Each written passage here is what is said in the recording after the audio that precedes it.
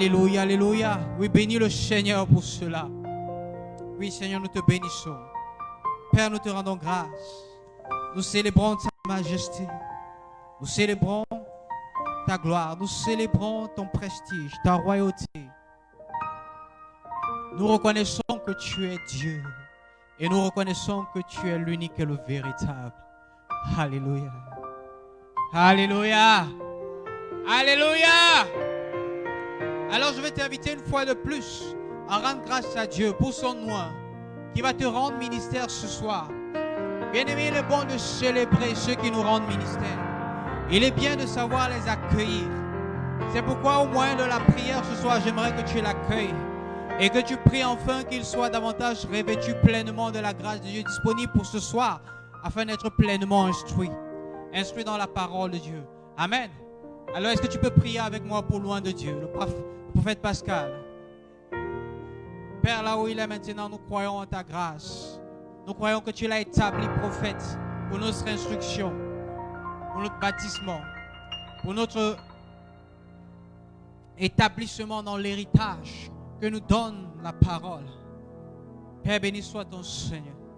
Béni soit ton Saint-Nom. Béni soit ton Saint-Nom. Père, béni soit ton Saint-Nom pour sa vie et pour le mandat qui repose sur lui, afin de nous instruire dans tes voies, afin de nous bâtir selon ta conception, selon ta volonté, selon ta parole.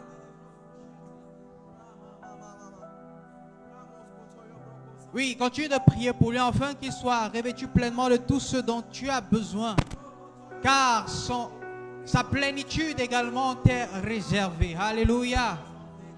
Continue donc de prier pour lui, afin qu'il soit pleinement revêtu, pleinement rempli ce soir.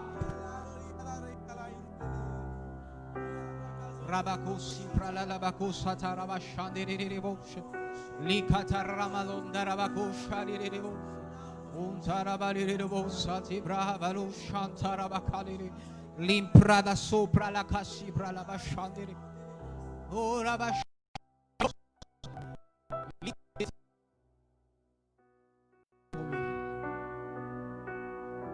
Oui, nous prions. L'apôtre Paul pouvait dire: j'aimerais venir vers vous afin de vous communiquer quelques grâces. Alors élève la voix, prie enfin que l'expression ce soir, le ministère de l'homme de Dieu ce soir, soit plein d'expressions de grâce, afin que tu sois rempli. Que tu sois rempli. Oui, ce soir c'est ton moment d'impact, bien-aimé. Et je ne veux pas que tu passes à côté de ce moment. C'est pourquoi dispose-toi davantage. Alors que tu pries pour l'entrée de la parole ce soir, prie que cette parole relâchée ce soir soit une lumière sur ton sentier, afin que tu marches avec puissance, avec efficacité, avec domination, autorité en cette saison. Oui, prie pour l'expression de la parole rendue ce soir. Qu'elle ait une pleine, une totale expression dans ta vie ce soir.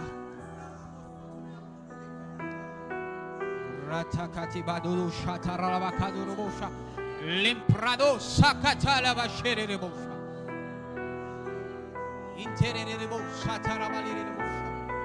Oui, prie pour un esprit de sagesse et de révélation dans la présence de Dieu ce soir, au moyen de l'enseignement de la parole. Un esprit de sagesse et de révélation, Père, ce soir. Un esprit de sagesse et de révélation, Père.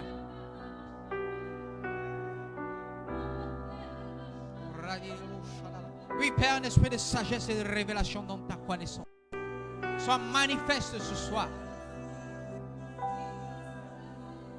Continue de prier, bien-aimé. Prie pour plus de lumière dans ton cœur. L'apôtre Paul dit: je prie enfin que vous soyez illuminés dans vos cœurs. Prie pour plus de lumière, plus d'expression, de la lumière qui vient éclairer ta lanterne, éclairer. Toi qui te poses des questions, toi qui aimerais être instruit dans la parole de Dieu. Dans Éphésiens chapitre 1, à partir du verset 17, l'apôtre Paul, lorsqu'il prie pour l'église d'Éphèse, il dit: je prie afin qu'il y ait une plus grande expression de la lumière. Bien-aimé, demande plus de lumière ce soir.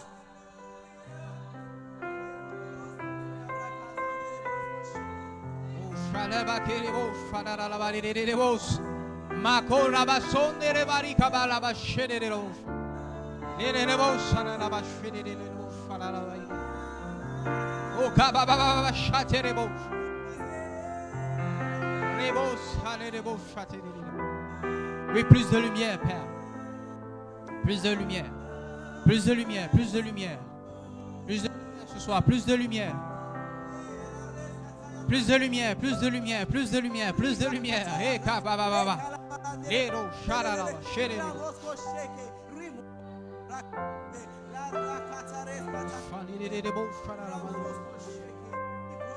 Oui, plus de lumière dans nos cœurs. Plus de lumière dans nos cœurs ce soir. Afin d'être éclairés. Afin d'être éclairés. Afin d'être éclairés. Thank you, Lord Jesus. Thank you, Lord Jesus. Thank you, Lord Jesus. Oui, bénis le Seigneur. Bénis-le, bénis-le, bénis-le. Bénis-le, bien-aimé.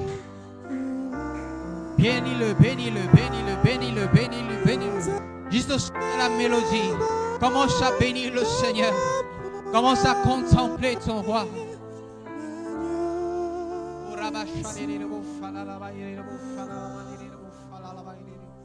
Oui, Seigneur, nous te célébrons.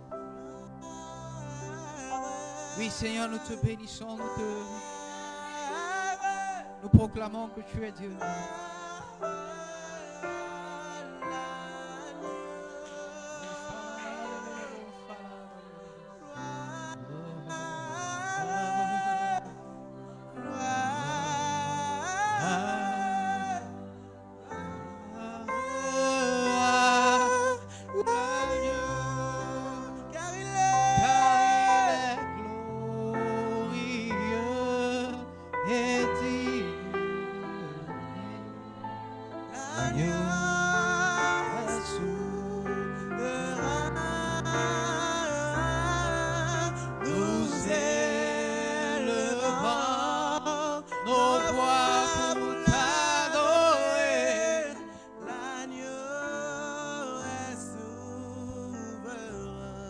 Proclame la souveraineté de Dieu dans tout ce qui te concerne.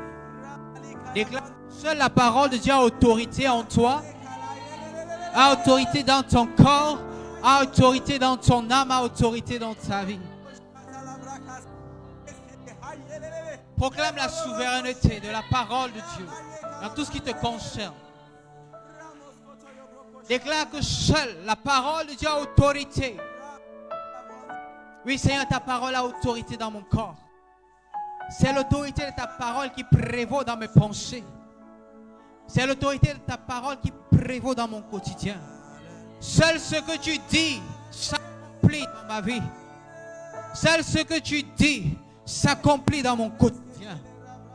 Alléluia. Oui, proclame que la parole du Seigneur, la parole de ton Dieu est seule autorité, bien-aimé. Et seule autorité. Proclame cela, déclare cela.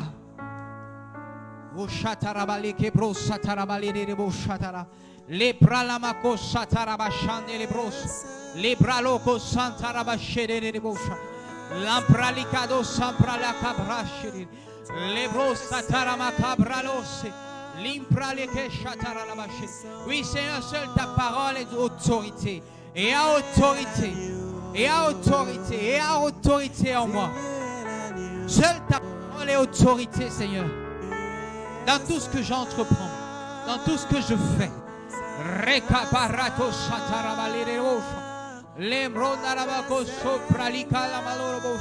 Oui, continue de proclamer cela, bien-aimé.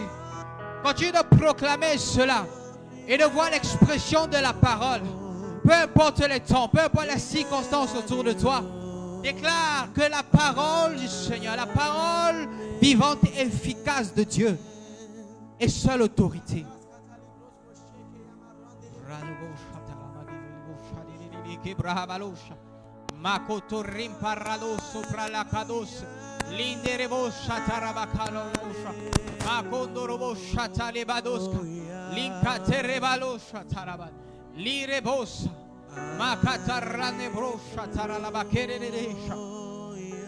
Lembra la bashatere bosso katara la bashiri. Alléluia, alléluia. Alléluia. Alléluia. Boshatara balere boshatara balere bosantara bakere bosha. Malo boshatara balere boshatara la balere bosha. Lekere boshatara balere bosha. Bien-aimé, continue de prier et de déclarer que peu importe ce qui se passe dans ton environnement, peu importe ce qui se passe là où tu te trouves, tu es celui qui prévaut par la puissance et par l'autorité de l'Esprit de Dieu. Tu es plus que vainqueur. Déclare que tu es plus que vainqueur. Tu es celui qui triomphe dans cette circonstance. Tu es celui qui apporte la lumière, qui apporte la solution.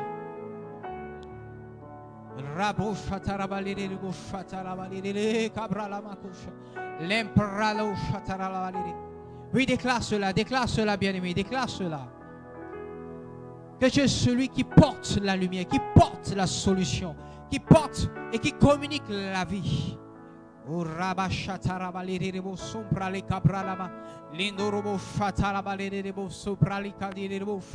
Limbrado shatara la bako sopra la barede, limbro shatara bakabra de bosha, marado shatara malede de bosha shatara la bakiridi.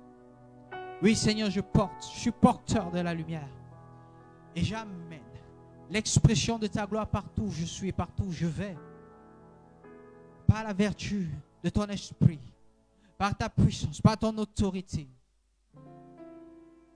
Oui, Seigneur. Partout où je suis, je manifeste une vie de miracle. J'amène la manifestation du royaume des cieux. Le déploiement angélique se manifeste avec moi, là où je suis, là où je me déplace, là où je travaille. Bien-aimé, continue de déclarer ces paroles.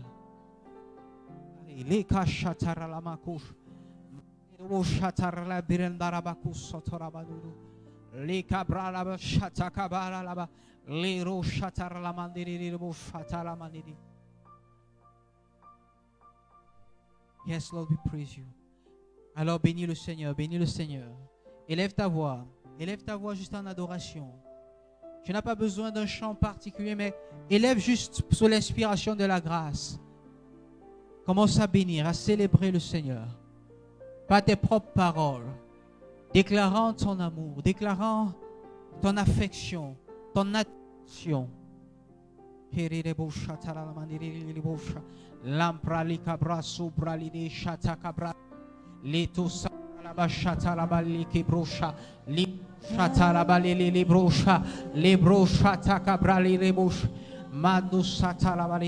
Lord, we pray, Lord, we give you thanks. You are worthy of our praise. You are exalted. You are high and lifted up.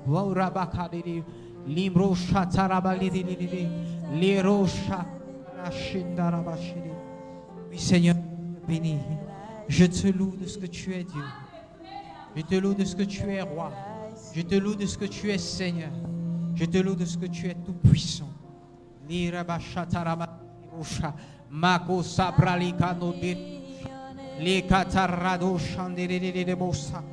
Oui, continue de bénir le Seigneur, continue de bénir le roi, continue de le célébrer, continue de le magnifier.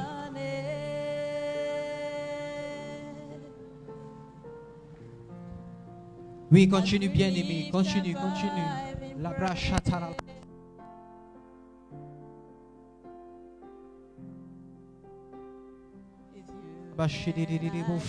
Linkatara bashadi riribu shatarara lika brashatara man.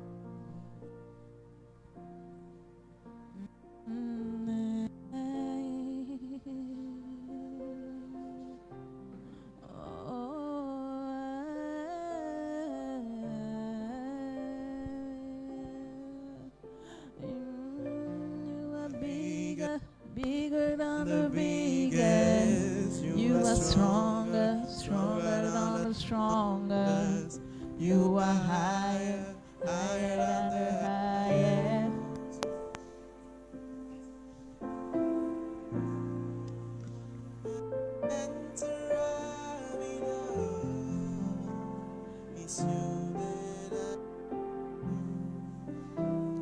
It's you that I see.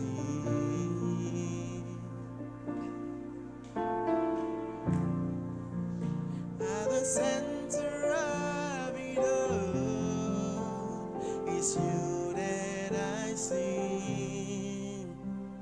It's you that I see.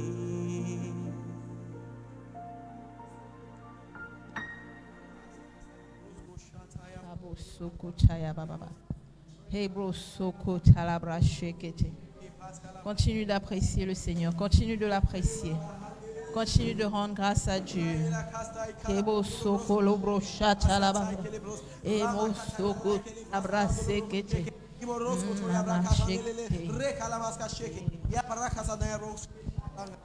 Dieu m'a tout donné, tout donné, tout donné. En Jésus-Christ, il m'a tout donné, tout donné, tout donné.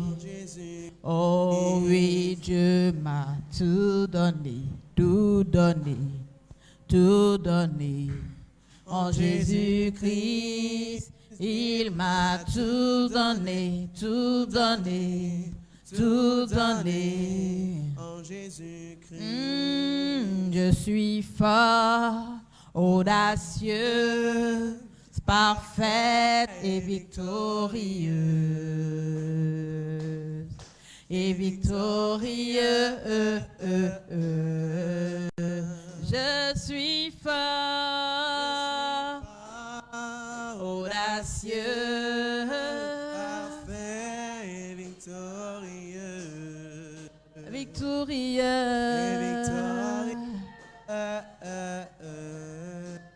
Je suis fort, audacieux et victorieux. Et victorieux. Je suis fort, audacieux, Parfait, victorieux. victorieux. Et victorieux.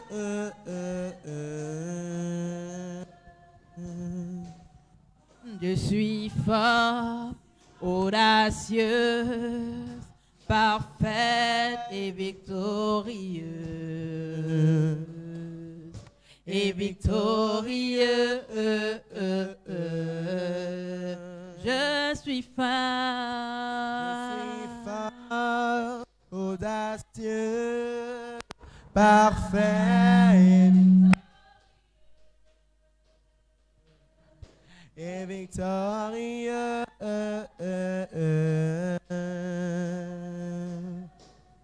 Je suis fort, audacieux, parfaite et victorieuse.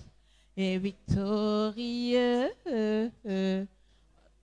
Déclare cela, tu es fort. Je suis fort, audacieux, parfait et victorieux. Victorieux. Et victorieux.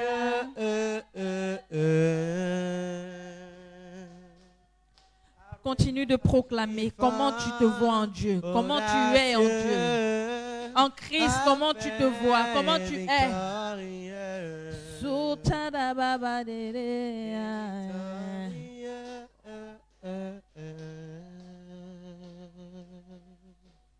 Alléluia.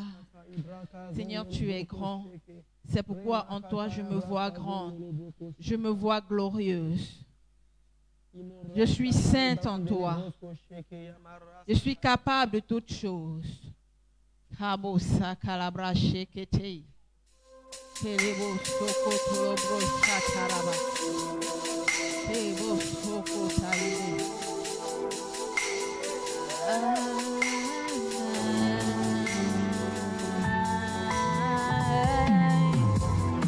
Solele mananane.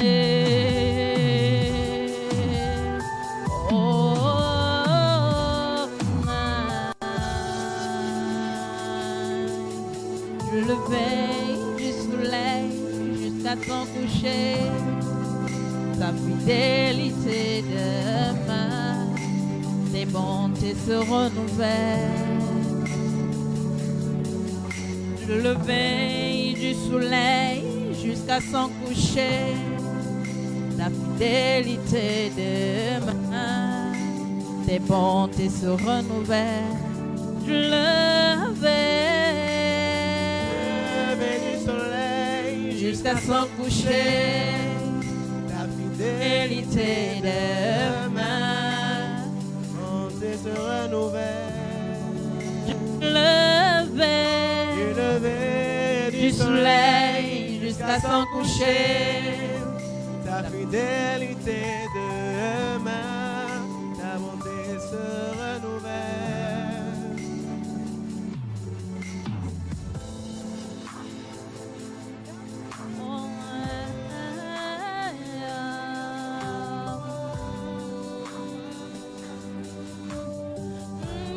Nul ne sait comme je sais ce que tu as fait pour moi. Voilà pourquoi je te loue ainsi. Nul ne sait Comme je sais ce que tu as fait pour moi. Voilà pourquoi je te loue ainsi. nul ne sait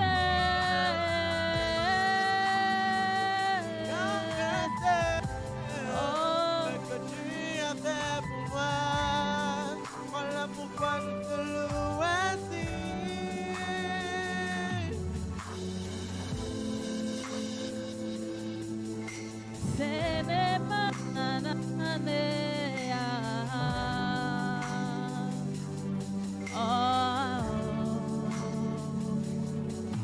From the rising of the sun till it's going down, your faithfulness is sure. From the rising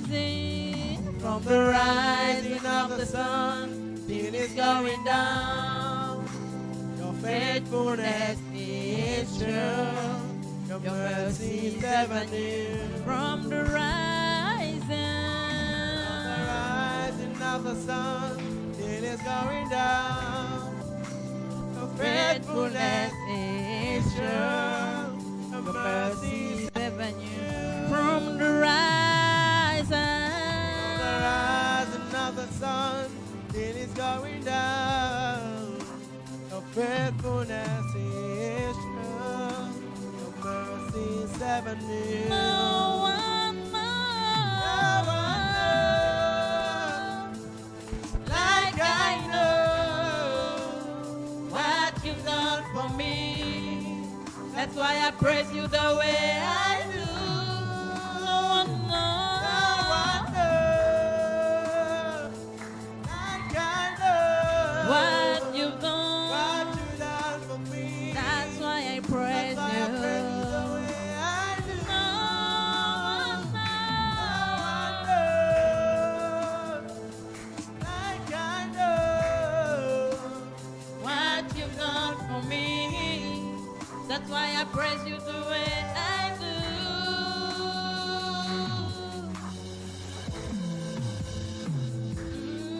No one knows.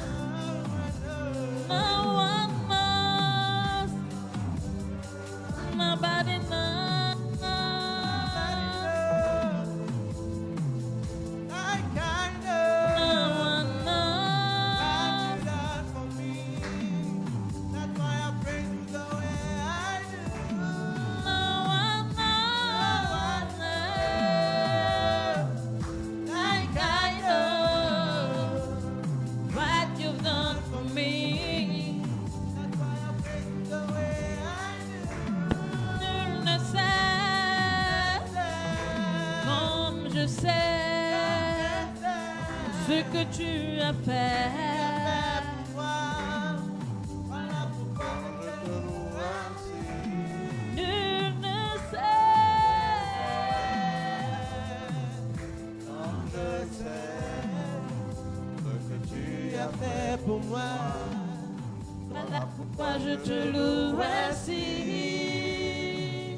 Nul ne sait comme je sais ce que tu as fait pour moi. Voilà pourquoi je te loue ainsi. Oui, Père, nous te rendons grâce. Nous contemplons tes œuvres. Nous apprécions ta grâce. Merci pour tout ce que tu as fait pour nous. Merci pour ta grâce dans nos vies. Ta grâce qui nous permet d'aller de gloire en gloire, de succès en succès. Merci pour ce privilège de la communion avec toi. Alléluia. Alléluia. Alléluia. Je voudrais nous saluer dans la présence de notre Seigneur. Bienvenue à tous. Alléluia. Et ce soir, quel que soit l'endroit où tu te trouves, je te salue dans le précieux nom de notre Seigneur Jésus. Et je peux te rassurer que tu ne vas pas rentrer de ce moment, tu ne vas pas sortir de ce moment le même. La parole de Dieu qui sort va apporter de la vitalité à ton esprit. La parole de Dieu qui vient va apporter de la capacité pour que tu puisses faire exactement ce que Dieu attend de toi. Alléluia. Alors je te prie simplement de prendre ton bic et un cahier et ta Bible et nous allons entrer dans les profondeurs de la parole du Seigneur. Père, merci pour l'entrée de ta parole dans nos vies. C'est un boulevard. Pendant que cette parole entre et nous transforme, merci pour la guérison. Merci pour la sécurité. Merci pour l'assurance dans les cœurs. Au nom de Jésus. Amen. Alléluia. Alors, nous allons lire dans le livre de Apocalypse, le chapitre 3. Vous savez, depuis un moment, nous parlons justement des 7 tonnerres. Et nous avons commencé à voir dans ces différents éléments la main de Dieu et son accomplissement dans nos vies. Je sais que nous voyons depuis un moment comment Dieu travaille et nous avons une pleine compréhension du livre d'Apocalypse. Alors nous parlons de l'avant-dernière église, l'église de Philadelphie, dans le chapitre 3 du verset 7. Alléluia. Jusqu'au verset 13. Est-ce que... Voilà, merci de lire. Apocalypse 3, à partir du verset 7 jusqu'au verset 13. Écrit à l'ange de l'église de Philadelphie. Voici ce que dit le Saint, le véritable, celui qui a la clé de David, celui qui ouvre et personne ne fermera, celui qui ferme et personne n'ouvrira.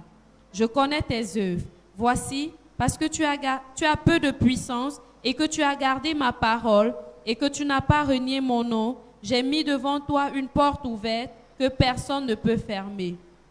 Voici, je te donne ceux de la synagogue de Satan qui se disent juifs et ne le sont pas, mais qui mentent.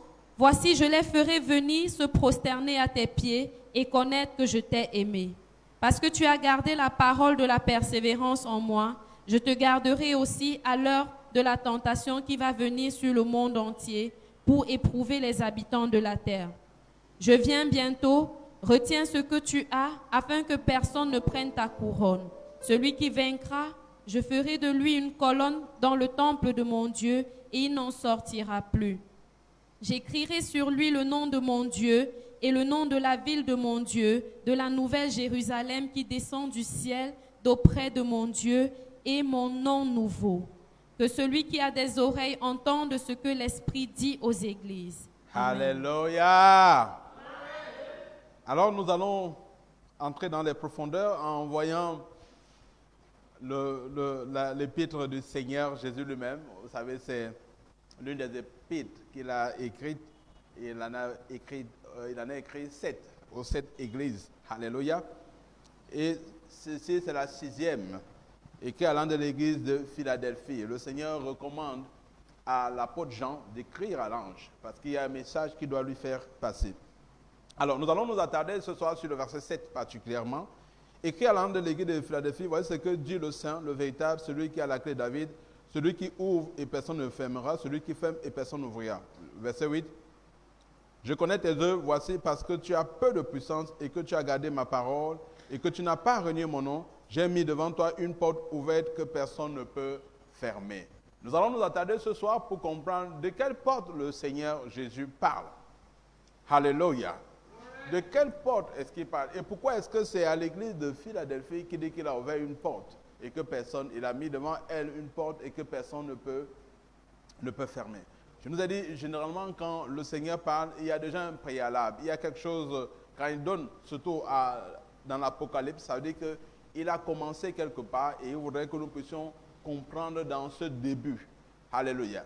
Et nous avons interrogé les Écritures et l'Esprit de Dieu nous a permis de comprendre certaines réalités. C'est pourquoi je voudrais qu'on aille rapidement dans Jean 8, à partir du verset, je crois le verset 31. Jean 8, l'évangile du Seigneur Jésus selon Jean, le chapitre 8.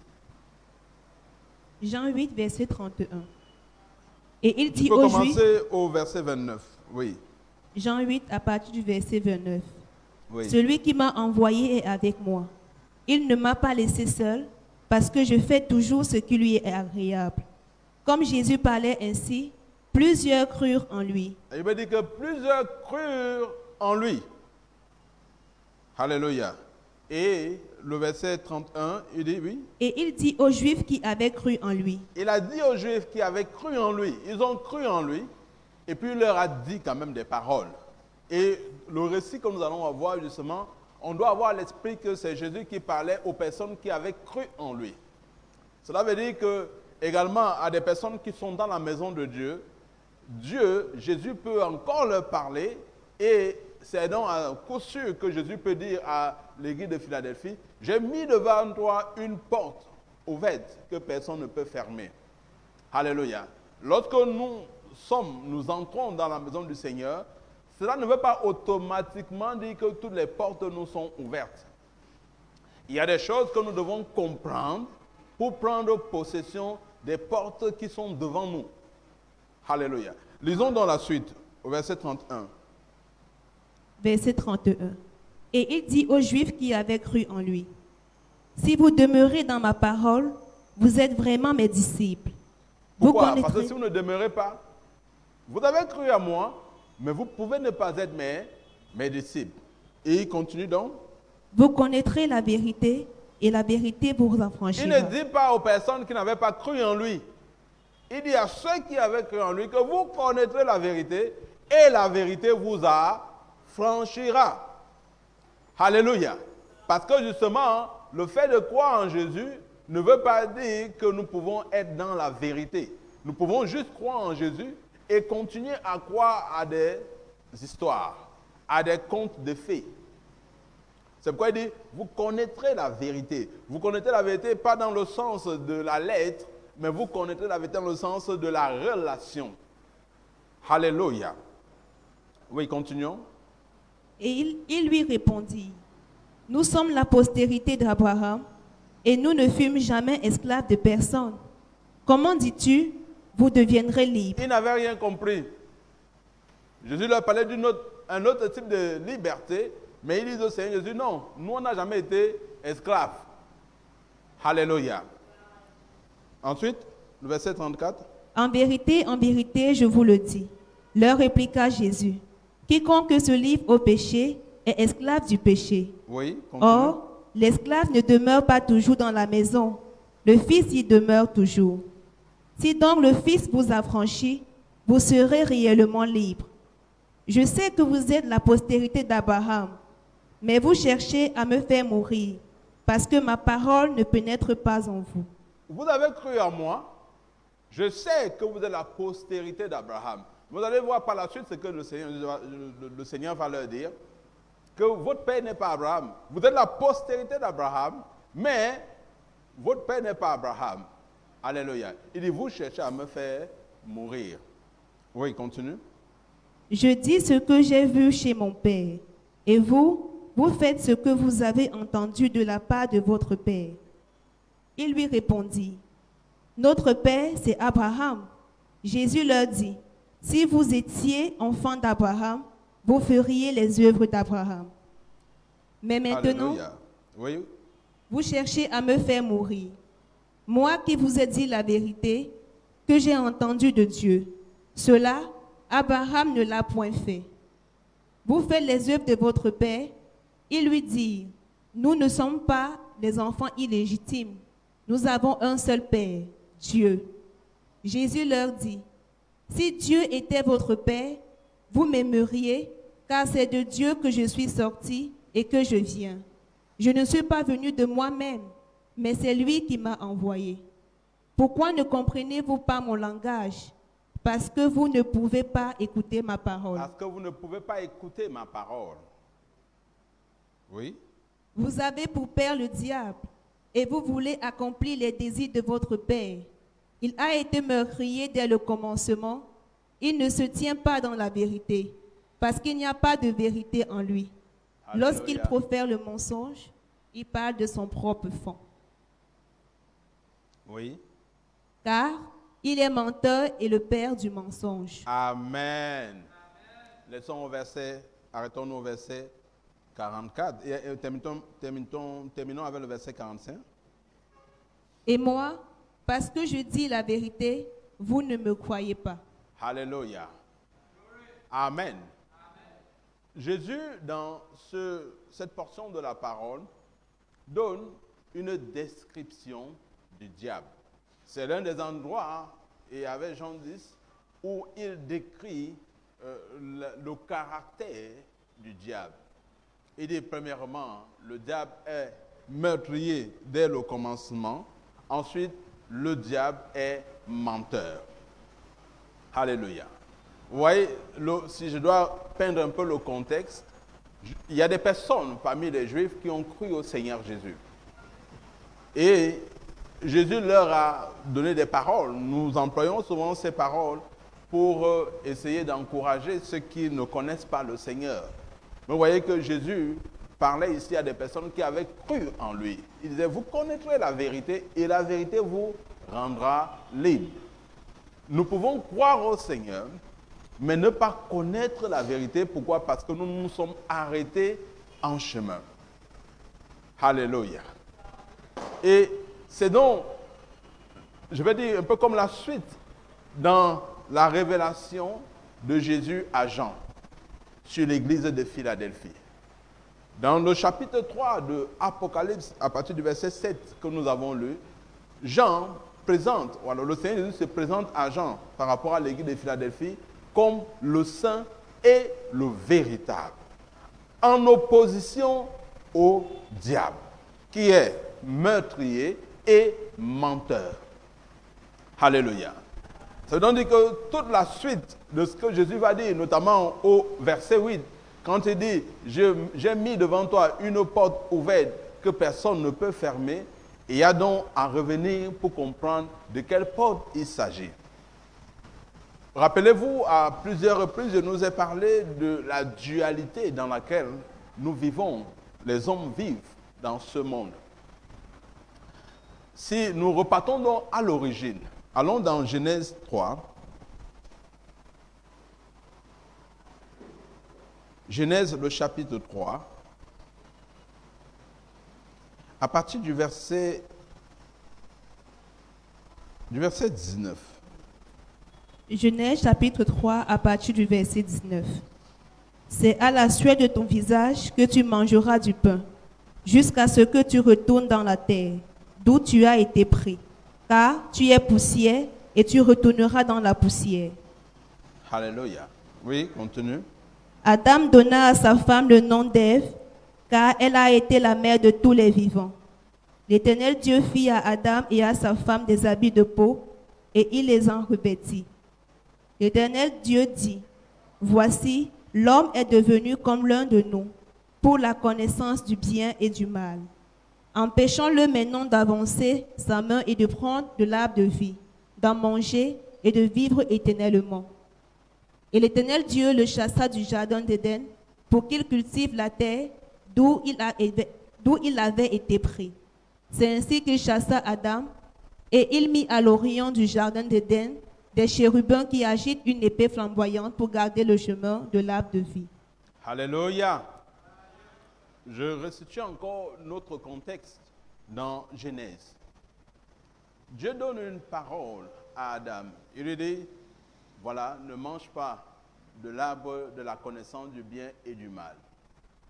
Par la suite, le diable se présente à Adam et à travers sa femme, Ève, il la convainc de pouvoir manger de l'arbre de la connaissance du bien et du mal. Ce que nous avons lu est simplement la conséquence du choix de Ève et de Adam. Ils ont choisi d'obéir à Satan et de faire comme il leur recommandait. Vous voyez, je reprends encore le caractère que le Seigneur Jésus peint concernant le diable.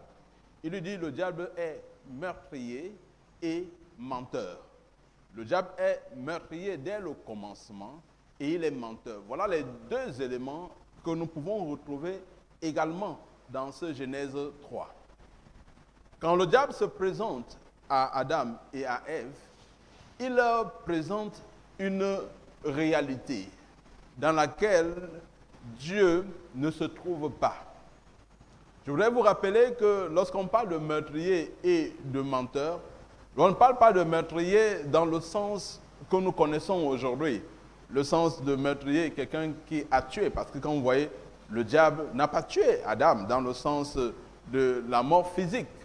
Il ne lui a pas asséné un coup de poignard ou encore quoi que ce soit d'autre. Alléluia. Mais quand la Bible parle de meurtrier, cela parle de meurtre. C'est-à-dire qu'il est celui qui a apporté la mort. Ça parle donc de la mort spirituelle. Il est celui qui a emmené la mort, pas simplement avec Adam, mais déjà même dès sa chute de devant le trône du Seigneur.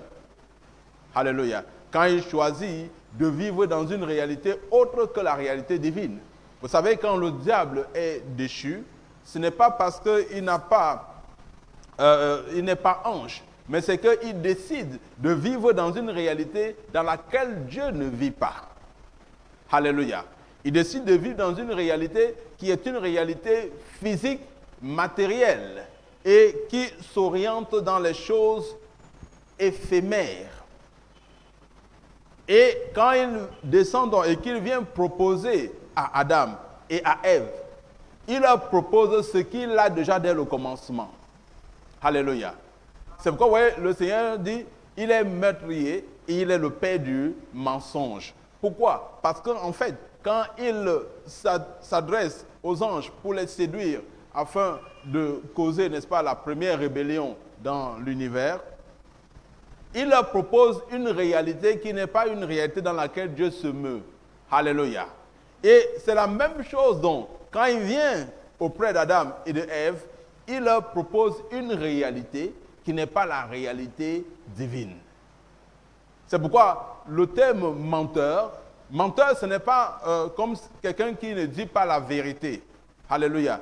Dans le sens de, il est allé acheter, disons, un article au supermarché, et quand vous lui posez la question, il vous dit non, je ne suis pas allé au supermarché. Ce n'est pas de ce type de mensonge dont on parle. Vous voyez, le terme menteur, dans ce cas, révèle plutôt l'attitude, le sens de artificieux, ce qu'on appelle les illusionnistes. Ça veut dire qu'ils vous présentent une réalité qui n'est pas la réalité que vous connaissez. Donc, c'est un peu comme une réalité parallèle. Alléluia. Ils vous présentent une réalité, vous êtes dans un environnement, disons, doré, et ils vous présentent, dans le même environnement doré dans lequel vous êtes, ils vous présentent un environnement de paille. Et vous finissez par accepter. Pour ceux qui, peut-être dans le monde, ou même lorsque vous regardez la télé, on parle souvent de ce qu'on appelle les prestidigitateurs, les illusionnistes. Cela veut dire qu'ils vous présentent une réalité. Ce n'est pas la réalité, mais ils vous amènent à concevoir cette réalité dans votre esprit. C'est de ça dont la Bible parle, quand la Bible dit que le diable est un menteur. Alléluia. Et Jésus donc rappelait, dit, il est meurtrier dès le commencement. Pourquoi? Parce qu'il est celui qui a apporté le premier élément de la mort, qui est la séparation d'avec Dieu. Et il a amené tous les hommes à être, pas seulement les hommes, mais certains anges, à être donc séparés de la communion et de la connexion avec Dieu. Et le second point, il est menteur. Il amène les gens à vivre dans une réalité qui est une réalité dans laquelle Dieu ne se déploie pas, dans laquelle Dieu ne vit pas. Une réalité qui est plus fondée sur la vision optique, c'est-à-dire que la vision matérielle, celle qu'on peut toucher. On vit à travers les sens. Alléluia. Alléluia. Oui. Et c'est dans cette réalité donc que Adam et Ève ont commencé à vivre, ont commencé à se mouvoir et à se déployer. Et vous voyez au verset, je crois le verset 20, Adam donne le nom à sa femme, il dit désormais tu es Ève, la mère des vivants. C'est dans cette réalité que désormais tous les vivants donc vivent, se déploient dans une réalité dans laquelle le diable les a emmenés. C'est pourquoi dans Jean 8, à partir du verset 31, 30, comme nous avons commencé à lire, Jésus dit, vous connaîtrez la vérité et la vérité vous rendra libre. Alléluia. Et vous voyez, Jésus s'oppose. Il ne dit pas que les Juifs n'ont pas la vie. Il ne dit pas que les Juifs n'ont pas le mouvement ou encore l'être. Il ne dit pas que les Juifs n'ont pas un bonheur apparent. Mais il dit, vous êtes dans une réalité dans laquelle je ne suis pas. Vous êtes dans une réalité. Pourquoi? Parce que les Juifs croyaient qu'ils étaient les descendants d'Abraham à cause de ce qu'ils sont nés par Abraham, Isaac et Jacob. C'est pourquoi ils réclamaient donc être les descendants d'Abraham. Et Jésus leur dit, je sais que vous êtes la postérité d'Abraham, mais Abraham n'est pas votre père. Pourquoi? Là, il leur parle d'une autre réalité. Pourquoi? Parce qu'Abraham a vécu dans une réalité dans laquelle les autres ne vivent pas, dans laquelle les Juifs ne vivaient pas à ce moment. C'est pourquoi il a dit, si Abraham était vraiment votre père, vous comprendrez, vous connaîtrez qui je suis. Pourquoi? Parce que vous et moi, on devrait vivre dans la même réalité. Rappelez-vous par exemple ce que Hébreux 12 dit, que Dieu, quand Dieu a appelé Abraham et qu'Abraham est sorti de Ur en Chaldée, il veut dire que Dieu lui avait promis une terre, une cité dont le bâtisseur n'est pas un homme, une cité qui n'est pas bâtie par des mains d'hommes. Alléluia. Ça veut dire que cette réalité dans laquelle Abraham a vécu et dans laquelle il connaissait le Seigneur de manière particulière, de manière par l'épignosis, de manière relationnelle, les Juifs ne connaissaient pas le Seigneur dans cette mesure. C'est pourquoi il a dit, vous connaîtrez la réalité et vous connaîtrez la vérité. La vérité dans ce cas-là, ce n'est pas juste, vous vous rappelez, je nous avais déjà partagé cela, en disant que l'on peut avoir la vérité, mais on ne se tient pas dans la vérité. Ouais, c'est pourquoi l'opposition entre ce que le diable est et ce que Jésus déclare qu'il est, il a dit, moi, je suis dans la vérité et je dis la vérité. Alléluia. Le diable, lui, c'est un menteur. Il vous met dans une réalité dans laquelle Dieu n'est pas. Et les Juifs ne comprenaient pas cela. Malgré qu'ils avaient cru en lui. Mais ils avaient cru en lui pourquoi? Pour des miracles, pour tout ce qu'ils voyaient. Et ils ont cru que Jésus pouvait leur apporter quelque chose de différent et de nouveau. Comme également, ils avaient aussi cru à Jean-Baptiste. Vous voyez, quand Jésus s'adresse à eux, Jésus veut les amener à aller à un autre niveau, à changer de cap, à ne pas seulement s'approfondir sur des choses qui sont des choses physiques, où ils voient des miracles. Mais il dit, vous connaîtrez la vérité, et la vérité vous rendra libre. Allons encore dans ce passage, s'il vous plaît, dans Jean 8, que nous avons lu tout à l'heure.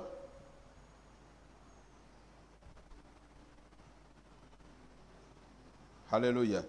Regardez ce qu'il dit au verset 31. Il dit aux Juifs qui avaient cru en lui, si vous demeurez dans ma parole, vous êtes vraiment mes disciples. Est-ce qu'on ne voit pas que c'est la même chose que Jésus, par exemple, dit dans Apocalypse 3, quand il s'adresse à l'église de Philadelphie? Alléluia. Lisons Apocalypse 3, à partir du verset 8. Il dit, je connais tes œuvres, voici parce que tu as peu de puissance et que tu as gardé ma parole et que tu n'as pas renié mon nom. J'ai mis devant toi une porte ouverte que personne ne peut fermer. C'est ça que Jésus dit à l'église de Philadelphie. Alors, comment donc nous pouvons comprendre cette porte? Quand on a lu tout à l'heure dans Genèse 3, le dernier verset, la Bible dit que Dieu avait fermé la porte de l'arbre de la vie. Alléluia. Par deux chérubins qui se tenaient et qui empêchaient. Alléluia. Et Jésus dit dans Apocalypse, le chapitre 3, le verset 8, à l'église de Philadelphie, j'ai mis devant toi une porte que personne ne peut fermer. Alléluia. Une porte ouverte. Personne ne peut la fermer. Cela veut dire quoi? À l'église de Philadelphie, elle a connu la parole dans un autre cap. Elle a connu la parole pas dans la réalité ou encore les choses physiques, mais elle a connu la parole dans la dimension de Dieu. Alléluia. Elle a connu la parole dans la dimension de Dieu. C'est pourquoi désormais, elle peut avoir accès à n'importe quel moment dans le paradis. Ça veut dire qu'elle peut vivre dans une réalité dans laquelle les autres chrétiens n'ont pas connu. Je vous ai dit tout à l'heure dans Jean 8 que le Seigneur parlait aux personnes qui avaient cru en lui. Il leur disait, vous devez connaître la vérité. Et la vérité vous rendra libre. C'est pourquoi vous pouvez voir beaucoup d'élus de Dieu qui, malgré le fait qu'elles aient donné leur vie au Seigneur, vivent en captivité. Pourquoi? Parce qu'elles ne vivent pas dans la plénitude de la parole. Beaucoup vivent aux deux dimensions. Ça veut dire qu'ils vivent de temps en temps dans la réalité divine, mais reviennent dans la réalité des sens à chaque moment.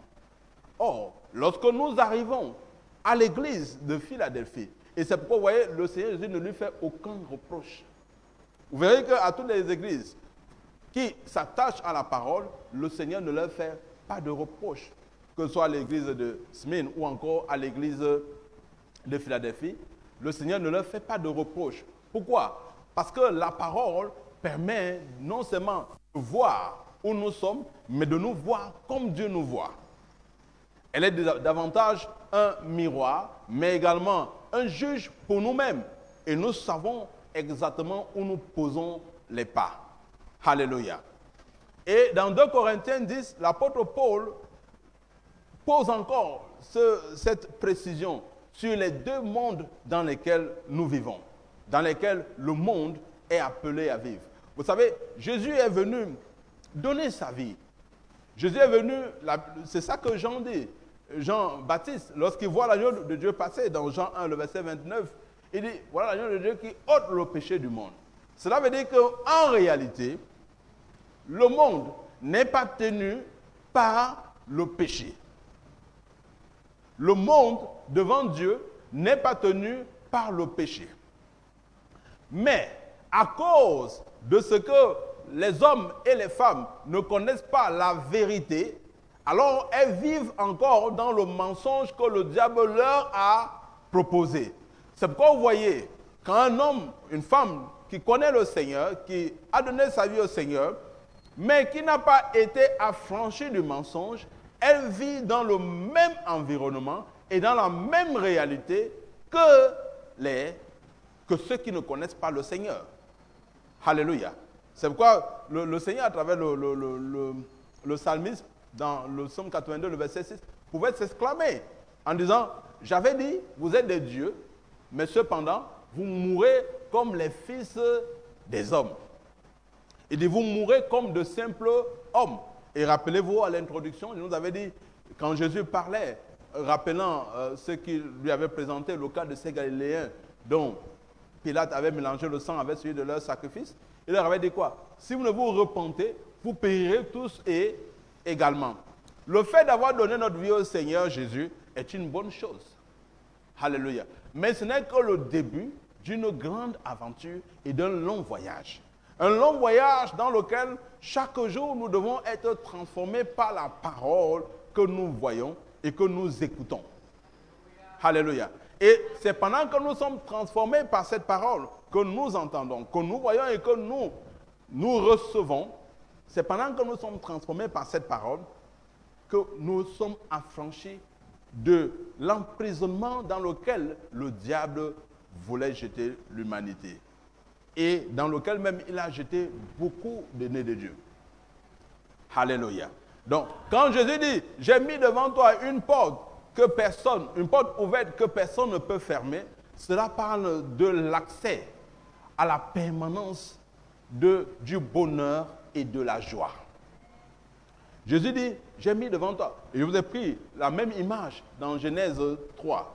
Lorsque la Bible dit que Adam et Ève ont été chassés du paradis et que 2 chérubins ont été... Vous savez, le paradis, c'est simplement une expression d'un lieu de félicité. Un lieu où Dieu prend soin. Un lieu où nous n'avons pas conscience de ce que nous sommes, nous, en tant qu'humains, mais un lieu où nous avons conscience plutôt de la plénitude de Dieu. C'est cela le paradis. Et Jésus dit à l'église de Philadelphie, j'ai mis devant toi donc la possibilité d'accéder à ce lieu où tu as la pleine connaissance de la plénitude de Dieu. C'est pourquoi à l'église de Philadelphie, il y a un fondement qui permet donc à la prochaine église qui vient, qui est l'église de Laodicée, de connaître la totale plénitude. Pourquoi? Parce qu'à l'église de Philadelphie, déjà, il y a le fondement de la plénitude. Il y a 3 choses qui se produisent à l'église de Philadelphie. Alléluia. Et je vais nous parler d'une aujourd'hui. Mais ce qui se passe à l'église de Philadelphie, c'est la connaissance. La connaissance de la plénitude que nous avons en Dieu. Quand il dit, il a ouvert une porte que personne ne peut fermer. Cela parle de la porte de la plénitude. La plénitude a une vie de communion et de relation en permanence. Je ne vous parle pas d'une communion que de temps en temps nous avons avec le Seigneur, mais je vous parle de l'accès dans la conscience de sa présence pleine en nous. Et ce qui nous amène donc à expérimenter ce qu'on appelle le pléroma. Le pléroma qui est simplement ce moment où, en tant que nés de Dieu, nous arrivons à la pleine connaissance et à la pleine maturation en tant que fils dans la maison. Alléluia. Alléluia. Bien-aimés, j'espère que vous comprenez ce que je dis ce soir. L'église de Philadelphie, c'est l'avant-dernière église. Le Seigneur Jésus, à travers cette église, pose les jalons de la plénitude du Fils. Le Fils qui va s'asseoir. Ouais, c'est pourquoi dans l'église de Laodicée, il peut dire au vainqueur, je lui donnerai de s'asseoir avec moi. Comme moi-même j'ai vaincu et me suis assis avec mon Père sur son trône. C'est ce que Jésus dit au vainqueur de l'église de Laodicée. Mais avant d'être ce vainqueur, avant d'être ce Fils plein, il doit avoir une entrée permanente dans le paradis. Une entrée permanente dans la félicité. Alléluia. Alléluia. Une entrée permanente dans la plénitude. Je vous ai dit, ce n'est pas tous qui ont donné leur vie au Seigneur qui sont dans cette plénitude, dans cette conscience de la plénitude de Dieu. Il n'y a d'accès à ceux-là que parce qu'il n'y a que en eux, il n'y a que la conscience de Dieu en eux. Vous voyez, la conscience de Dieu en nous, c'est quoi? C'est nous voir exactement et seulement d'après la parole du Seigneur. Et de voir et de vivre exactement et seulement selon la parole du Seigneur. Ce que Dieu dit que j'ai, je l'ai. Ce que Dieu dit que je suis, je le suis. Peu importe l'environnement. D'ailleurs même, je ne suis même pas conscient de cet environnement. Alléluia. C'est pourquoi il dit, j'ai ouvert une porte. Il n'a pas dit que tu es entré, mais il dit, j'ai ouvert une porte devant toi que personne ne peut fermer. La porte à quoi? Parce que tu es resté fidèle. Ouais, c'est la solution que Jésus dit. Je connais tes œuvres, voici parce que tu as peu de puissance et que tu as gardé ma parole et que tu n'as pas renié mon nom. Alors, la conséquence plutôt, j'ai donc mis devant toi une porte ouverte que personne ne peut fermer. Je te donne la possibilité d'entrer dans la pleine conscience, la pleine conscience de qui tu es, de ce que tu es. Et vous voyez, à la suite, il dit, et à cause de cela également, parce que tu connaîtras qui tu es et ce que tu es, alors, dans l'heure de la tentation qui va venir sur le monde entier, tu ne seras pas emporté. Alléluia. Alléluia. Vous savez, je vous l'ai dit dès le départ, nous vivons dans une dualité. Les hommes et les femmes dans le monde croient que ce qu'ils voient, c'est réellement ce qu'ils voient. Je voudrais qu'on lise rapidement dans 2 Corinthiens 10.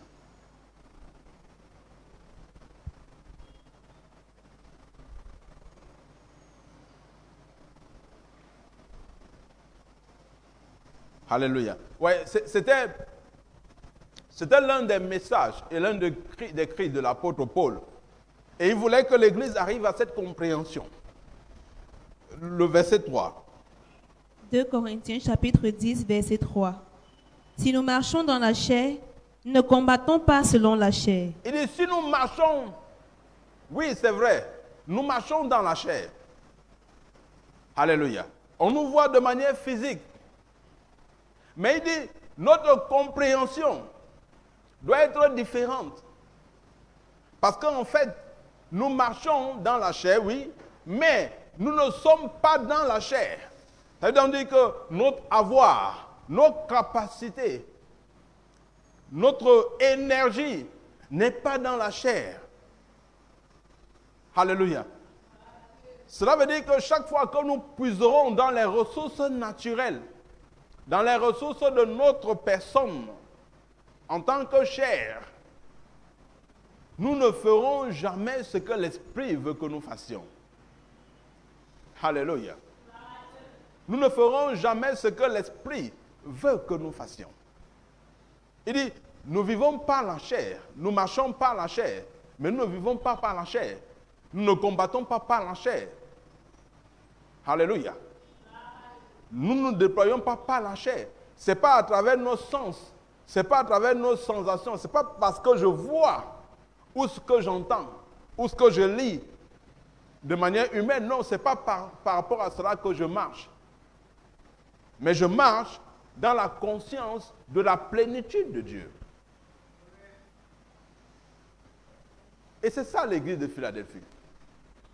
Une église qui a la plénitude, qui a la compréhension de ce que Dieu est totalement en elle et elle est totalement en Dieu. Et que la capacité qui est en elle est une capacité qui doit venir totalement de Dieu.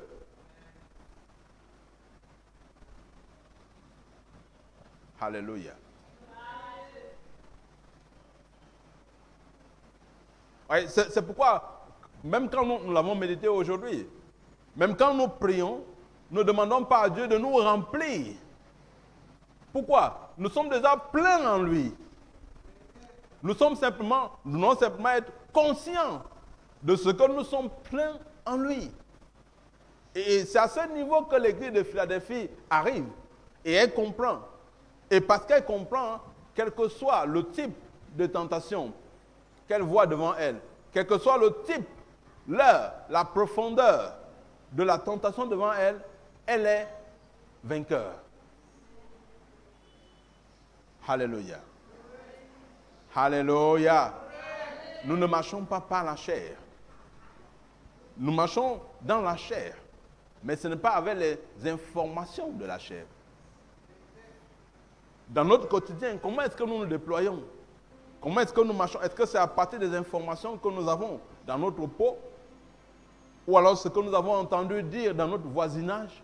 Ou alors est-ce que quand nous marchons, nous sommes simplement informés et nous nous déployons à partir de ce que nous avons étudié dans la parole du Seigneur ou encore de ce que nous avons médité dans la parole du Seigneur?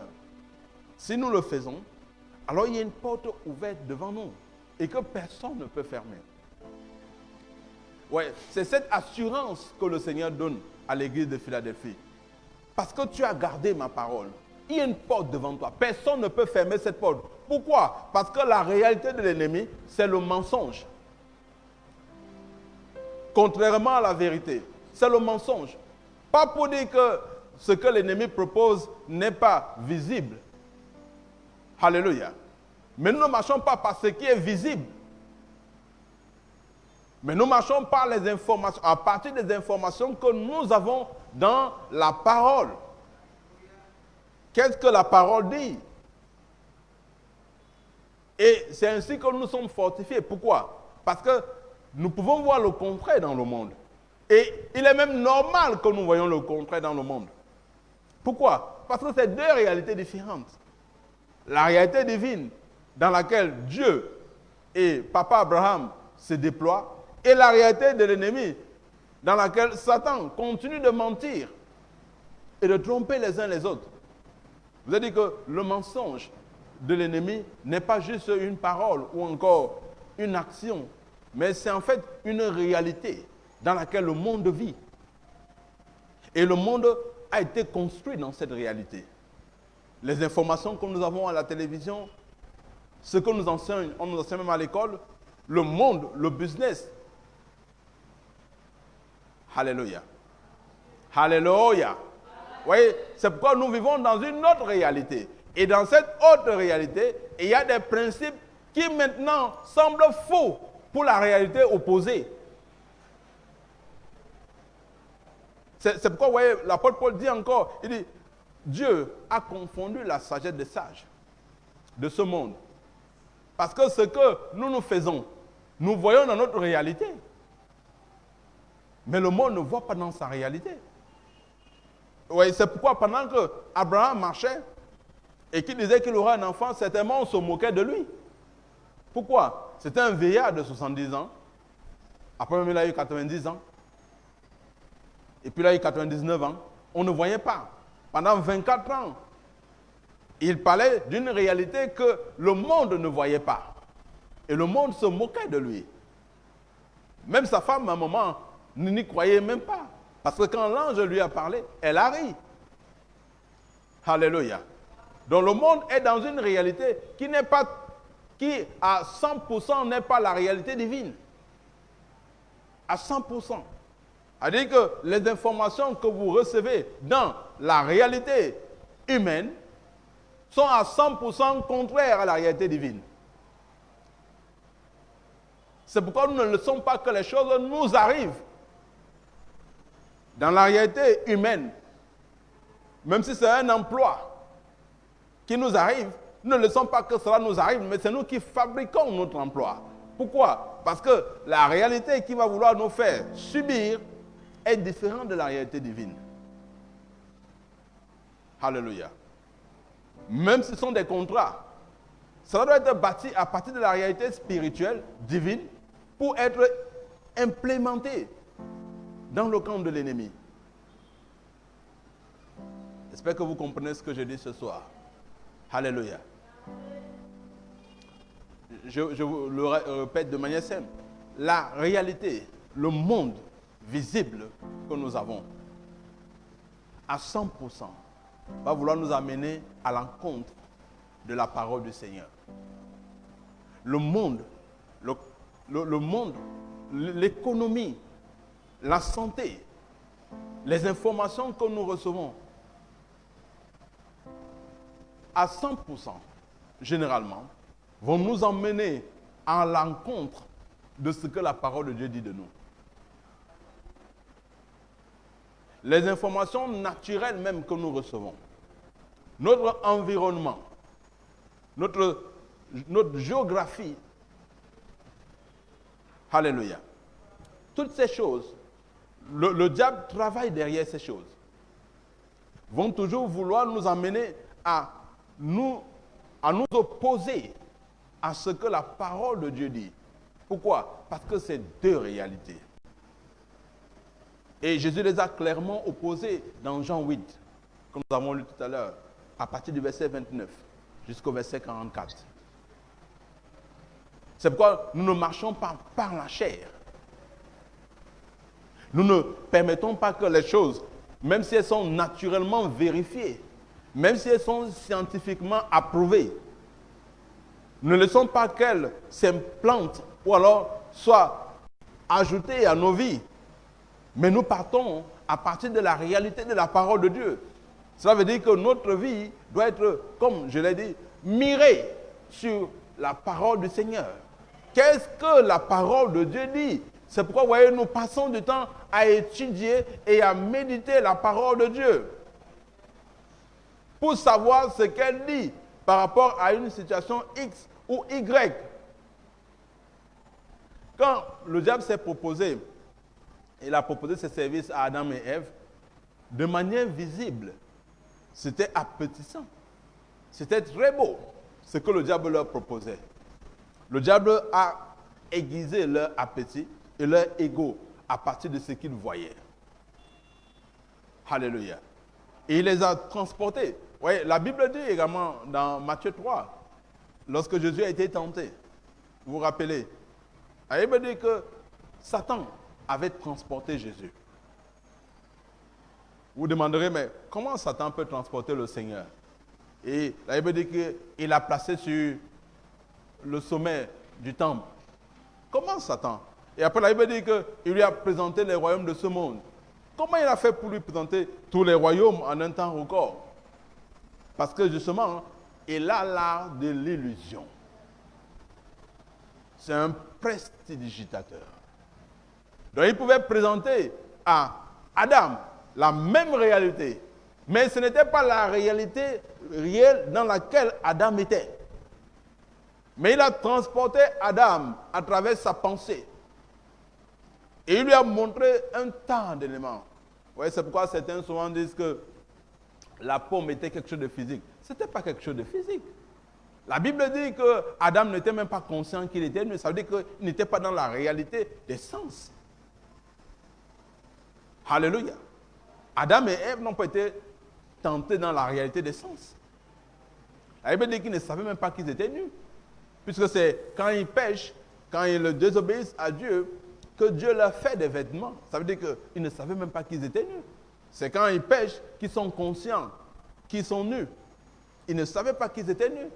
Tandis qu'avant qu'ils ne tombent sous la séduction de Satan, c'était dans leur imagination que le diable les a séduits. Il leur proposait une réalité. Aujourd'hui, nous avons la science pour nous expliquer ce qu'on appelle la réalité virtuelle. Il les a transportés dans une réalité virtuelle. Alléluia. Et il leur a proposé non seulement les biens qu'ils pourraient avoir, et c'est à partir de ces biens qu'ils pouvaient avoir et de l'héritage qu'ils pouvaient avoir que Adam a donné le nom à sa femme en disant Ève, mère des vivants. Parce qu'il avait déjà vu une réalité. Satan a transporté dans leur esprit. Il a dit, voilà la réalité. Peut-être c'était pendant qu'ils dormaient. Peut-être c'était pendant qu'ils, je ne sais pas ce qu'ils pouvaient faire d'autre. Alléluia. Mais ils ont été transportés.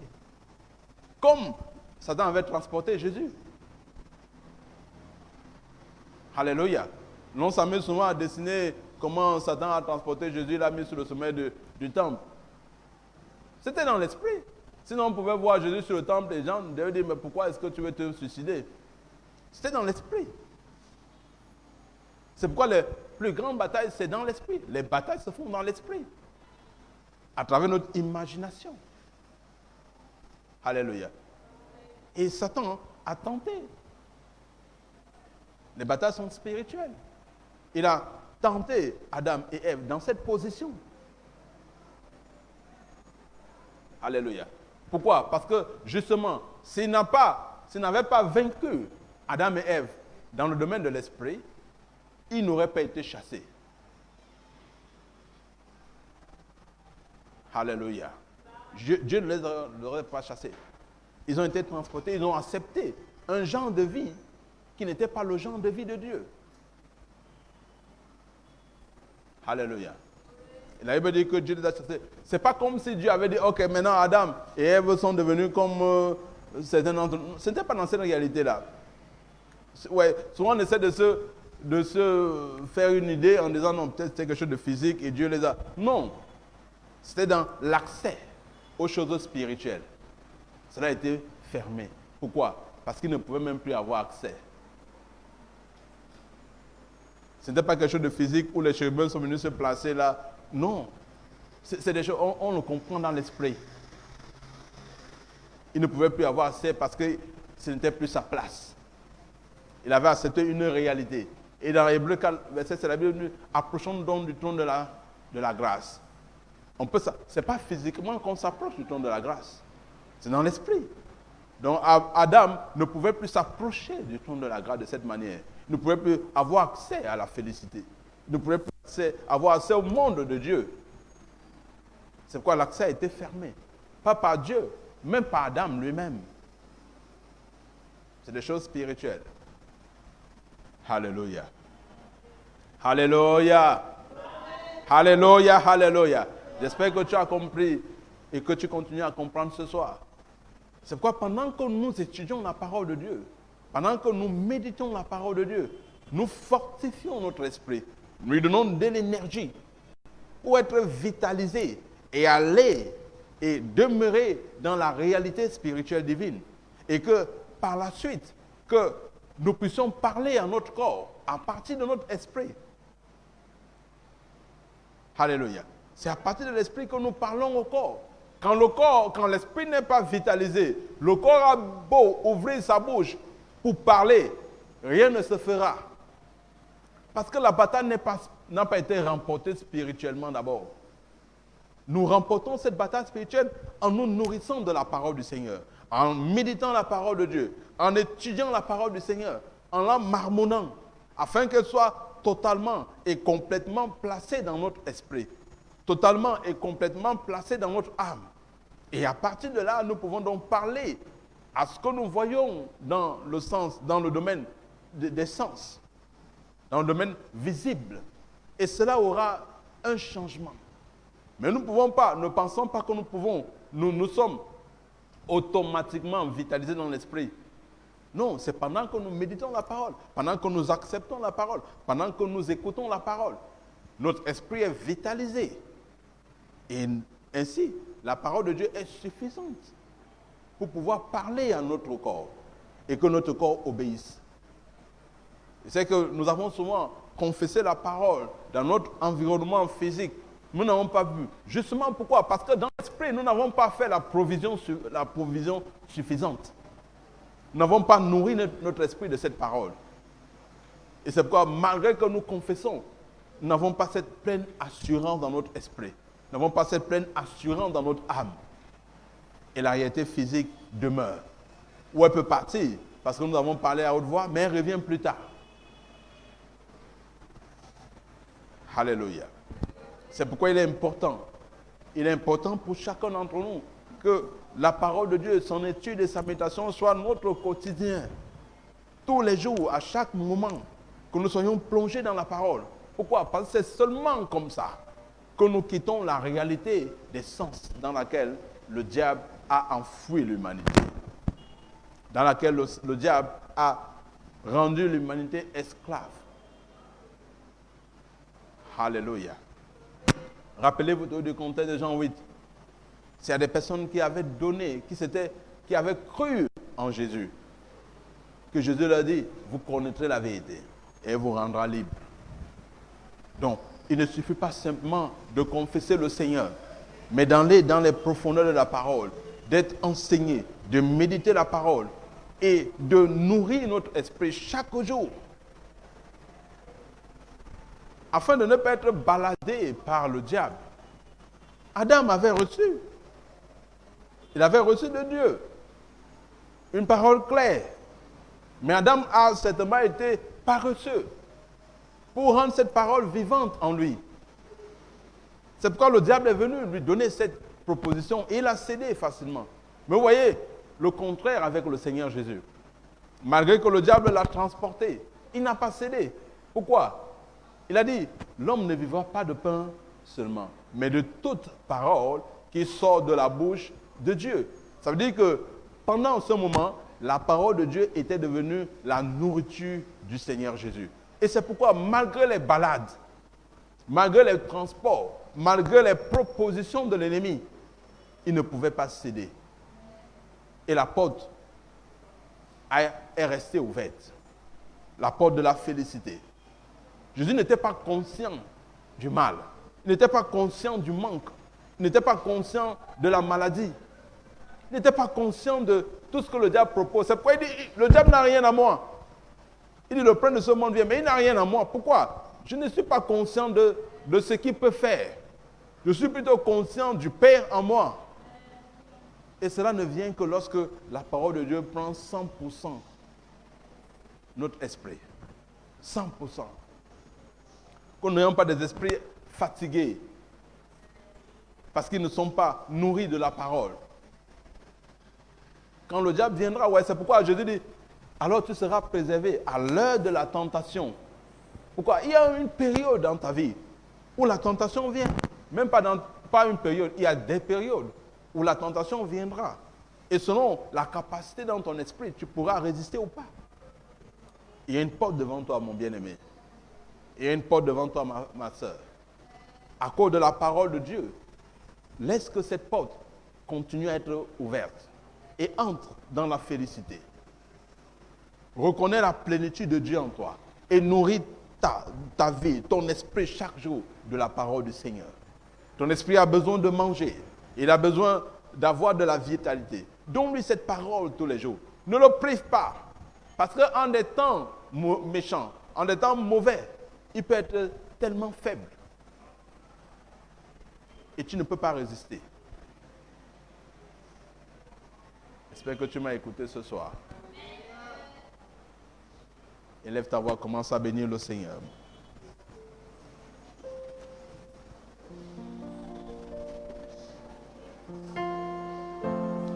Nous prions ce soir, nous prions ce soir. Ne demande pas à Dieu de te donner envie de lire la Bible. Le désir de Dieu, c'est que tu lises la Bible, mon bien-aimé. Que tu médites la parole. C'est ça son désir pour toi. Donc ne lui demande pas de te faire. Toi-même décide ce soir que la Bible, la parole du Seigneur, les enseignements seront ta nourriture de tous les jours. Que tu vas rendre ton esprit vigoureux, vitalisé. Oh Père, ta nourriture, mon esprit, ta nourriture c'est la parole de Dieu. Ta nourriture c'est la parole de Dieu. Tu n'es pas privé de la parole. Tous les jours, à chaque minute, tu es nourri. Tu es nourri de la parole. Tu es nourri de la parole.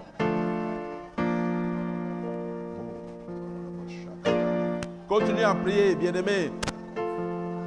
Tu dois te nourrir de la parole. Tu dois te nourrir de la parole. Tu dois nourrir ton esprit de la parole. Nourris ton esprit de la parole. Ce n'est pas quelqu'un d'autre qui va le faire pour toi. C'est toi qui décides de nourrir ton esprit de la parole.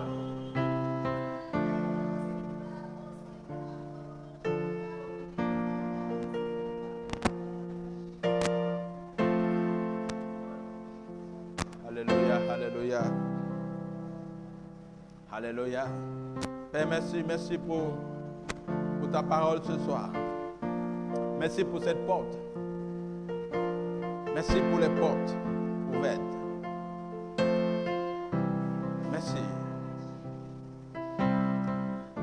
Merci, Père.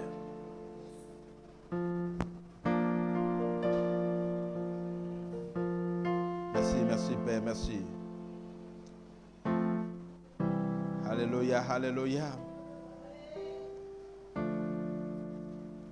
Le verset 9 de Apocalypse 3, il dit, voici je te donne de ceux de la synagogue de Satan qui se disent juifs et ne le sont pas, mais qui mentent. Ils sont dans la réalité, Ils sont dans la sensibilité. C'est pourquoi ils mentent. Ce n'est pas simplement parce qu'ils disent des mensonges de leur bouche, mais ils vivent dans la réalité du diable. Pourquoi? Parce que le diable est le père du mensonge.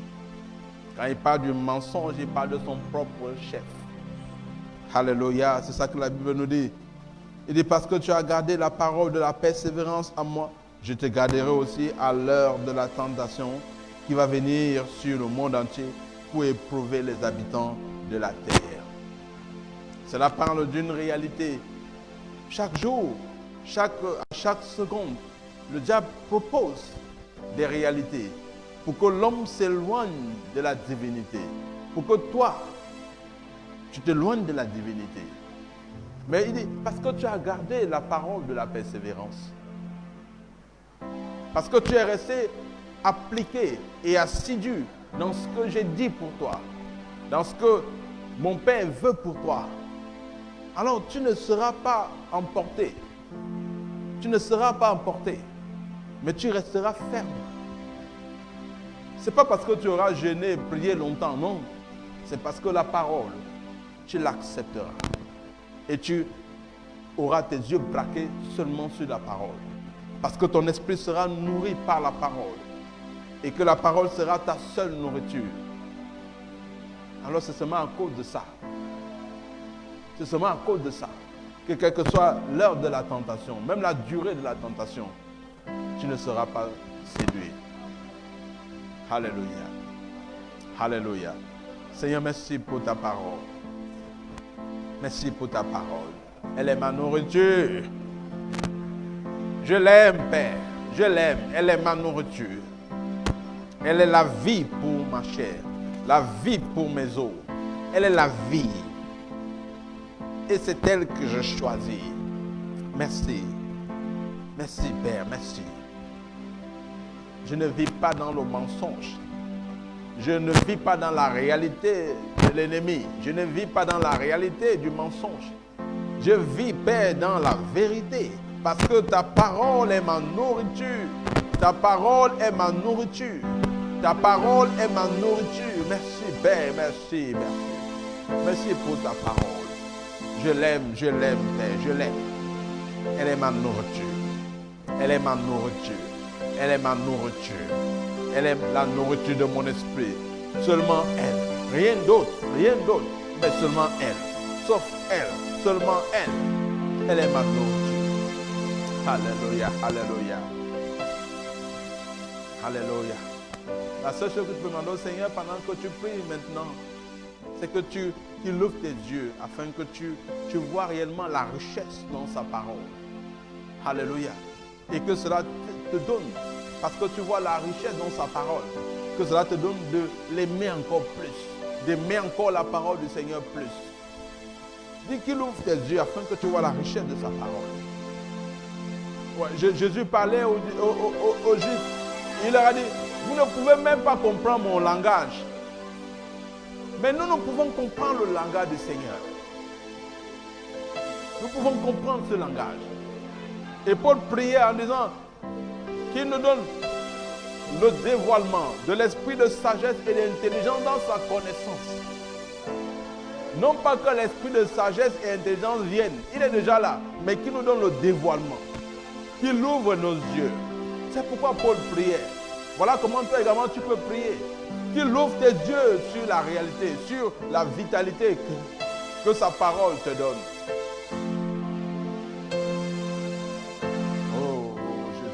Ouvre mes yeux, afin que je vois encore dans ta parole toute la ressource, toute la vitalité disponible pour moi.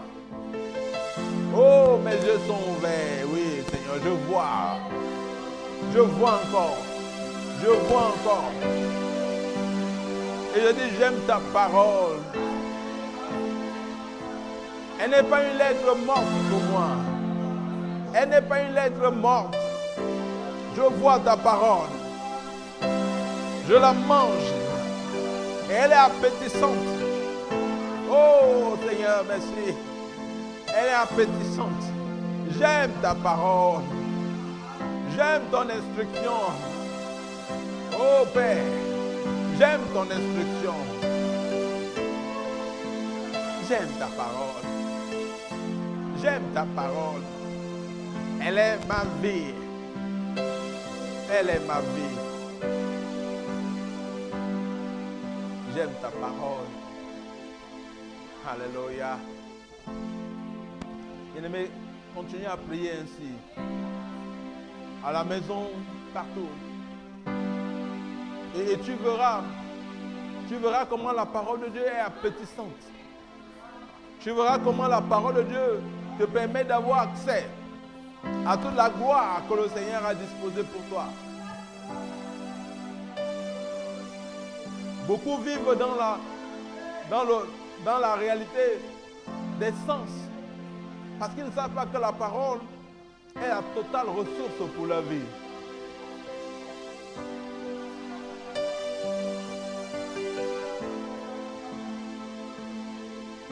Dieu veut que sa parole soit dans ton esprit totalement. Totalement dans ton esprit. C'est ça qu'il veut pour toi. Totalement dans ton esprit.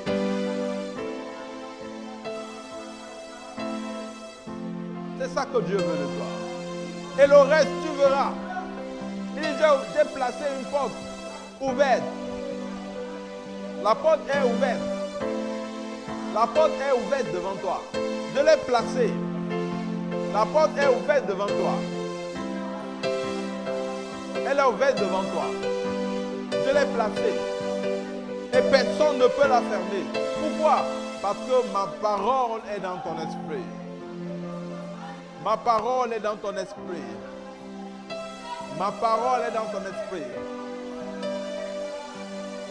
Le miracle se produit parce que ma parole est dans ton esprit.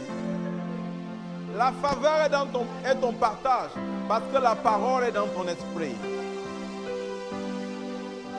Toutes choses sont canalisées pour ton bien parce que la parole est dans ton esprit. Elle est dans ton esprit. Elle est dans ton esprit. Elle est pleine. Tu en fais tes délices. Tu la consommes, tu la manges. Tu la dégustes. Plus que toute autre chose.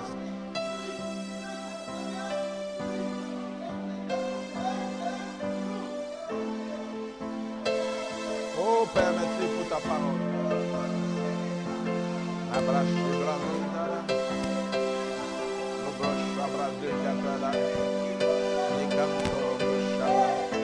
J'aime ta parole.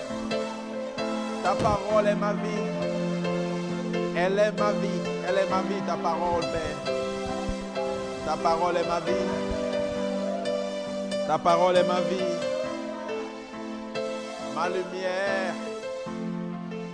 Merci pour ta parole. Elle est ma nourriture.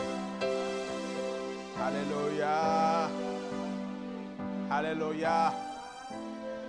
Bien-aimé, ce soir, Dieu a ouvert tes yeux davantage. Et tu vois la parole, sa parole d'une autre manière. La plus grande bénédiction que Dieu t'offre, c'est quand il te permet que tes yeux soient ouverts sur sa parole.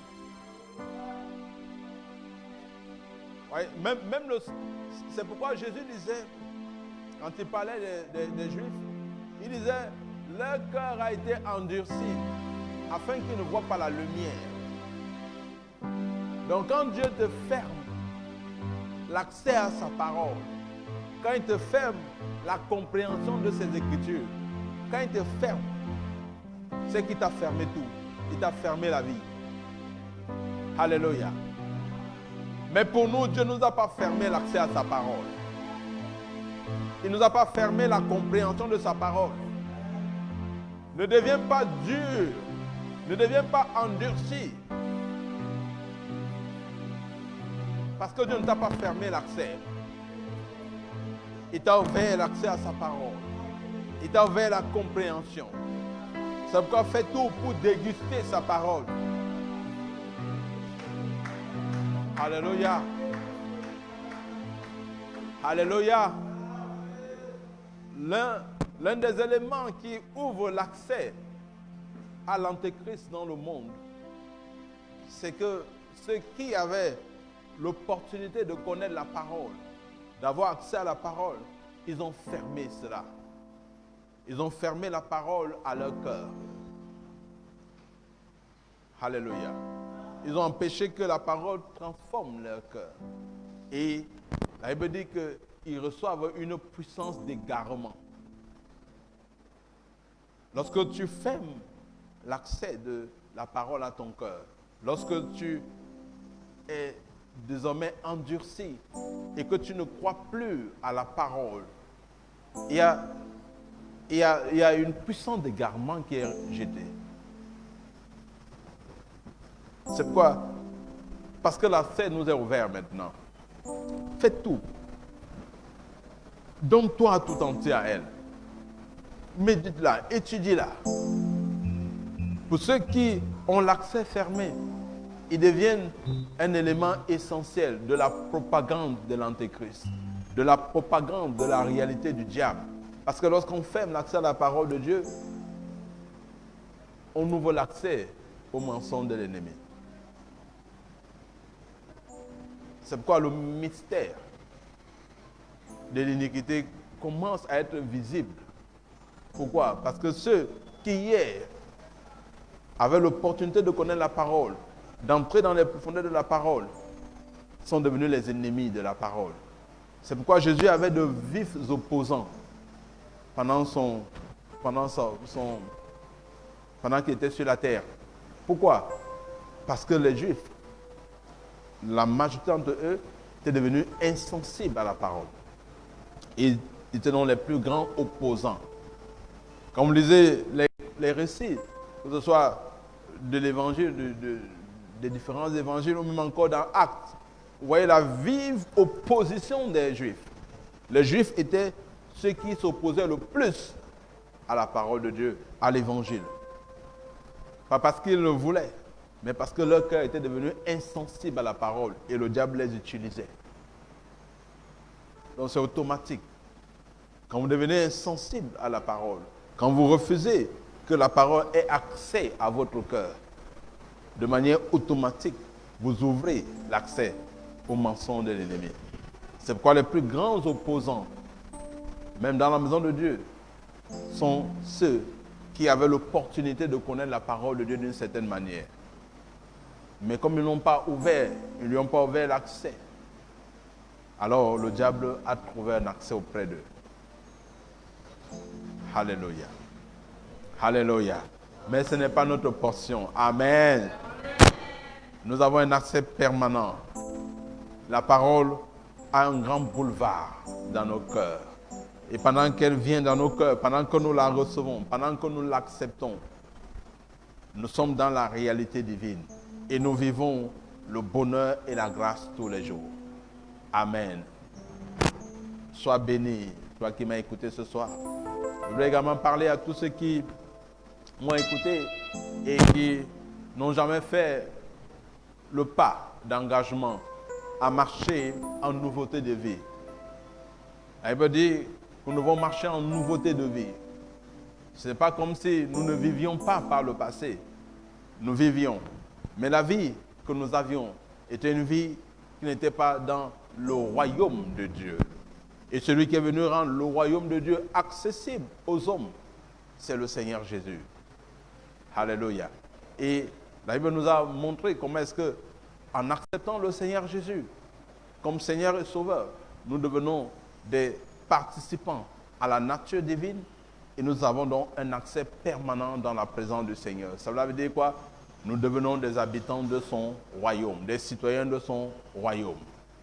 Il est donc vital pour toi qui m'a écouté ce soir et qui ne s'est jamais engagé à recevoir Jésus comme Seigneur et Sauveur. Il est vital pour toi que tu le fasses ce soir.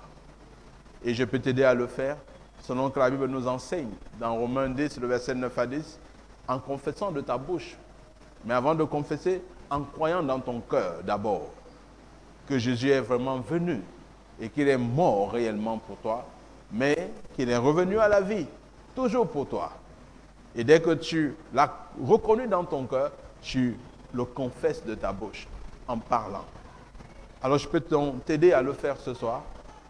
Et je vais simplement te demander de reconnaître que Jésus est réellement mort pour toi et qu'il est aussi revenu à la vie pour toi.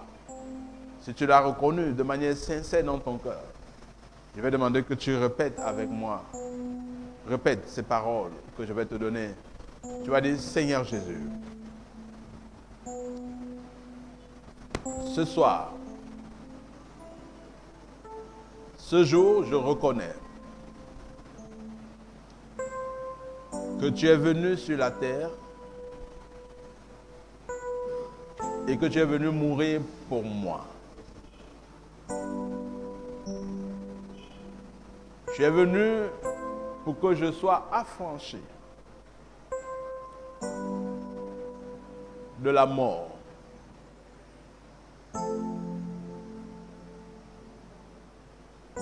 Je reçois donc cette vie que tu me proposes. Lorsque tu reviens à la vie, je reçois la vie éternelle dans mon esprit. Et je déclare que je suis enfant de Dieu. Je suis réellement né de nouveau. Et je suis passé de la mort à la vie. Et j'ai désormais l'héritage de tous les sanctifiés. Alléluia. Si tu l'as fait, je sais que quelqu'un l'a fait ce soir. Et pendant que tu le faisais, j'ai vu la vie de Dieu de manière claire. Ta vie a changé radicalement. J'ai vu la vie de Dieu venir dans ton esprit. Et tu l'exprimes maintenant dans ton corps. Je parle à quelqu'un spécialement. Il est en train de le vivre maintenant dans son corps. Même si tu ne le vis pas, également tu as donné ta vie au Seigneur. Mais je parle à quelqu'un de spécial. Tu l'as reçu. Et tu passais par une situation assez désemparée. Où tu étais totalement désemparé. Mais ce que tu expérimentes maintenant, c'est simplement un réconfort de l'Esprit de Dieu pour te dire que plus jamais tu n'es seul. Plus jamais tu n'es seul. Tu as donné ta vie au Seigneur, tu es devenu quelqu'un de différent. Tu es né de nouveau. Alléluia. Le Seigneur est tellement joyeux de t'avoir dans sa maison. Alléluia. Et nous aussi, nous sommes tellement joyeux que tu nous rejoignes dans le royaume.